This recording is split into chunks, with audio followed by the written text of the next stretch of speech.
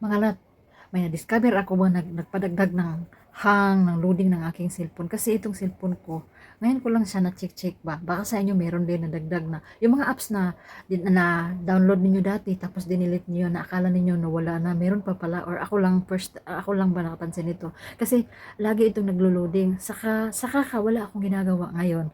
Nag-check ako. O, tingnan mo yung mga chinay ko, ha? Check ninyo sa inyo, baka ito yung dahilan ng mga cellphone ninyo na naglo-loading na rin, na parang pag-ibig niya na wala nang kasiguruhan para sa inyo. Charot. Karon mga lat, gamay ra kog apps. Unya, moadto ta sa Play Store. So kanang inyong pangalan kung unsa ang nakalagin sa inyong Google account, basta mo na Google na Google. Unya, pinduto na ninyo inyong pangalan din na. Unya, kita ninyo ni manage app and device. Dayon mga lat, na i-manage, pindutan ng manage. Pindutan ng this device. O, di ba? Diha sa ubos na kay makita not installed.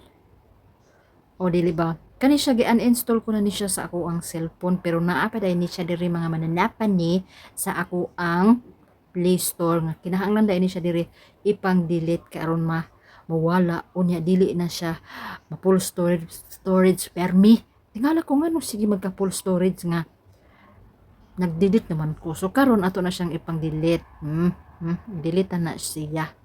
Delete na siya kay nga ron mahawan-hawanan ning ato ang